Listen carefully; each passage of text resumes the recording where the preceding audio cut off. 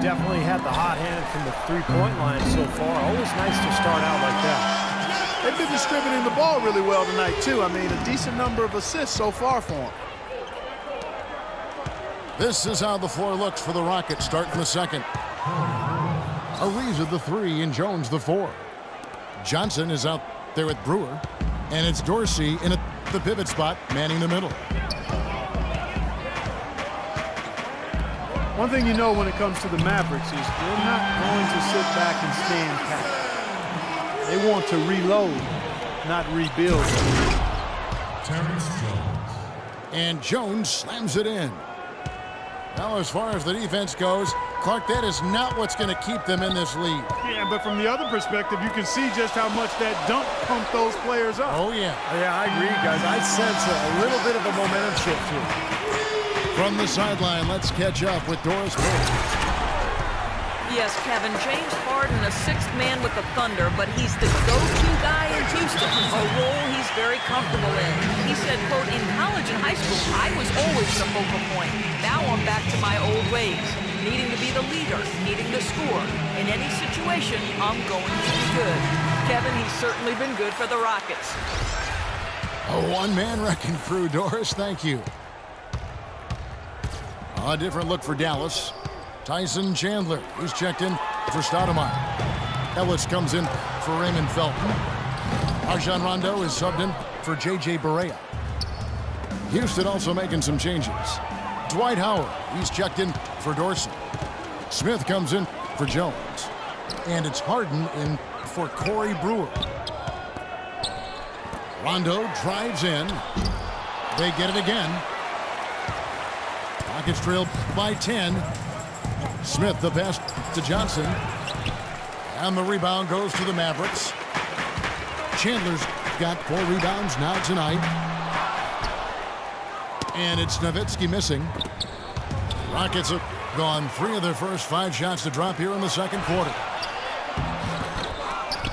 You know, Josh Smith is a very talented player, but if you have to pick his game apart, he's a bit of a tweener. You know, he's not really a power forward in a traditional sense, but not a three-man either. He's an athlete who can do a lot of different things, but so much depends on the players he has around him. It needs to be the right fit. Harden dishes to Johnson. Back to Harden.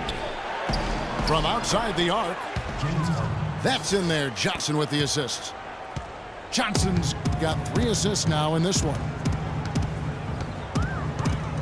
And with Smith playing at the 4, it used to be a luxury as he can defend players with his reach, but now Clark, it's almost a necessity as he gets older, and his shot from outside isn't what it needs to be. Well, in the modern NBA, Kevin, you know this as well as I do, you got to have perimeter threats, and if you play him at the 3, it can put you at a real disadvantage. Rockets trailed by 7, and the whistle blows on the backcourt violation. He went over and back. In the second half of the season, you get an idea of the Rockets and where they stand statistically. 5th in scoring, 5th in steals, and they also show up top 5 in block shots. And what impresses me most out of all those numbers you just talked about, Clark, is the points per game, because this is a team that has become very difficult to cover. They really cut hard, they set good screens, they get great ball movement, and because of the unselfishness and the floor spacing, they seem to get wide open shots time after time. And Dallas calls their first time out of the game. Well, he wants to get everybody on the same wavelength, that's for sure. And he may change up some things here as well. Looks to me like he saw something that wasn't on the plan and picked now is the time to address it. I don't have a problem with that. A different look for Dallas. Charlie Villanueva's checked in for Nowitzki. And Chandler Parsons in for Richard Jefferson. And a switch here also for Houston. Jason Terry is checked in for Johnson. Even with every shot clanging off the rim, he seems determined to keep hoisting up these 3. It might be time to get inside of that arc. Here's Rondo. James Harden picking up that last basket. Poked loose. It's stolen by Ariza. And the jam by Harden. textbook example there of how to use defense to create offense. Yeah, beautiful transition play after the steal all the way to the basket. Wasted no time going from defense to offense. Well, it feels like they're starting to pick up the intensity as the game itself starts to get a little more tight and close. And there's Terry following Monte Ellis's three. Terry kicks to Harden. Ariza outside. The tray. Harden, no good. Boy, he shows a lot of desire when he's fighting for that tough board, and his length doesn't hurt either. And Villanueva kicks to Ellis. Another three for Dallas. The three-pointer has been his best weapon here today, no question. The D has been all mixed up, confused, bamboozled, allowing him way too much space. I tell you what, that's just a major unforced error right there, guys. My goodness. A different look for Dallas. Aminu comes in for Chandler. And Barea subbed in for Rajon Rondo. And then for Houston, Terrence Jones comes in for Trevor Ariza. And Corey Brewers subbed in for James Harden. Houston making a switch. Horses checked in. Good. Barea's got himself going with the triple, his first basket of the game. The wide open look here for Terry. Drops in the tray. And he knocks down a three of his own. And even if he didn't, he just made it personal, coming right back with a three of his own there. Defensive foul. The Mavericks have been successful on 3 of their 4 free throw attempts up to this point. The first free throw is good. And the Mavericks making a change here. And that one goes in. 2 from the line that time. 5 seconds left in the first half of basketball. It could go. He got it up in time, but it wouldn't fall for him. So we've reached the end of the first half of play. Mavericks ahead, ending the second quarter with a big 11-3 run. And we'll get going after this from the American Airlines Center. And as we welcome you back, we begin our second half. So far, not a tightly contested game, guys, but, you know, anything can happen. Monte Ellis has been sensational. Boy, he put on a show from the three-point line in the first half, didn't he? We'll see if the halftime break had any cooling effect on him. Yeah, we'll soon find out, because I guarantee they're going to keep feeding it to him behind the arc until he does cool off. And now let's check out the lineups courtesy of Gatorade, all fueled up and ready to go for the second half of basketball. On the court for the Mavericks, the forwards are Parsons and Dirk. Ellis is out there with Rajon Rondo, and it's Chandler in at the 5 spot. Rajon Rondo is trying to improve his perimeter shot. He's honed his shooting motion from the ground up. I mean, starting with his feet, his form, his release, and all of the mechanics that go into shooting. I think his huge hands can sometimes be a hindrance when it comes to properly controlling that ball in the shot. But he did make some good progress after all of the hard work. And it's Nowitzki missing. Not too much congestion in the lane. I think he could have gotten a better shot that time, no question. Well, he certainly isn't the one to blame for them being in the hole. He's been on the money with his game. You know, they said that Rondo, Steve, can't shoot, but he's actually very good around the elbow. Well, that's a shot he's had to work on night in and night out coming off that pick and roll, because it's a shot that is there for him. Teams go under the screen and roll. Sometimes they double the post and leave him wide open. So, you know, he's worked at it. He's gotten a lot better. Here's Ellis, following the score by Houston. Rondo passes to Parsons. And it's good, coming on the assist by Rajon Rondo. And that's now 6 points for Chandler Parsons. Now a timeout called by Houston. Chandler Parsons, a second-round pick by the Rockets out of Florida back in 2011. Steve, what a find. Yeah, I mean, from day one, he looked ready to play at the NBA level. I mean, the speed wasn't too much for him. His skill level translated beautifully.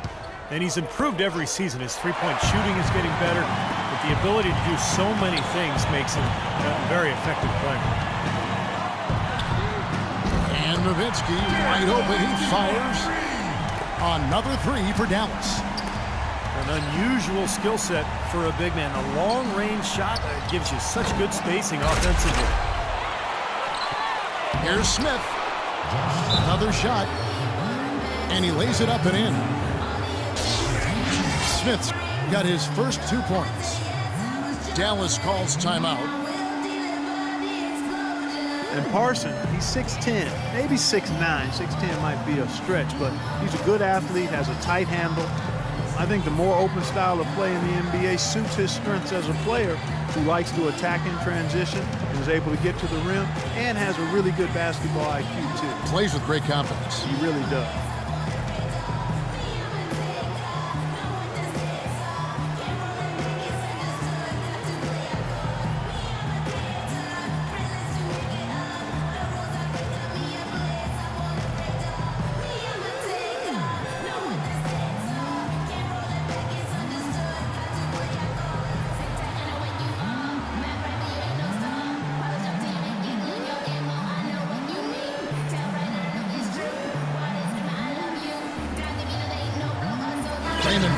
He's checked in for Monte Ellis. A chance here to take a look at where the Mavericks rank in the NBA currently. Second in points off turnovers. Third in scoring. And they also show up in the top 5 in not giving up the ball. This is a low turnover team. They value possessions and they really concentrate on taking care of the rock. And I think what makes this team tough to beat, Clark, is those points off turnovers that you talked about. They're very good defensively. They force turnovers, they make steals, and once they do, they capitalize at the other end. And Chandler likes to play in the move, even in the half court. He'll back up off the three-point line and get a running start on his defender. He's got a lot of game. He does. Mavs coach Rick Carlisle with over 2 decades of experience in the coaching ranks, now in his 13th season as a head coach. You wonder when you look back at it just how significant a win Dirk had when he was able to get his championship ring. Guys, you can tell how much it meant to Nowitzki to win that 2011 title. Validation and winning again, really now his motivation as he continues to play. Well, he said at this age, for him to keep playing at a high level, it takes tremendous dedication year-round. I mean, he needs to feel that they can contend to keep himself going. Houston shooting their third and fourth free throw shots of the night. James Harden with those rush hour handles, whether it's breaking his man down in isolation or running the pick and roll, he keeps that thing on a string. Chandler dishes to Felton. Uncovered. Well, he's wide open there, but really struggles from that range. Maybe there's a reason he's open. So for the Rockets, Terrence Jones is checked in for Smith. Brewer comes in for Trevor Ariza. And it's Johnson in for Jason Terry. And Harden, a left-hander. Defenders tend to have more trouble, it seems, Guy, with softballs. Well, especially with Harden because of how crafty he is. He's got that Manu Ginobili Euro move, the change of speed, change of direction, and then the strength. I mean, that's what separates him. He draws contact and seems to just go right through players. And now, here are the teams that have heated up offensively in the season's second half. Fifth best, the Rockets. They seem to have gotten much more comfortable with each other because their production in this span has really been impressive.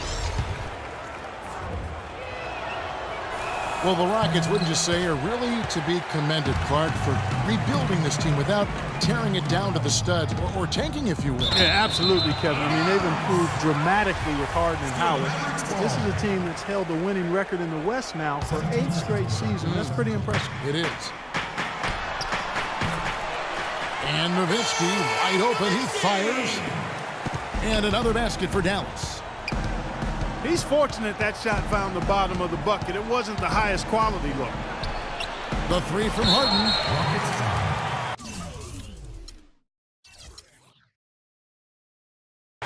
officials call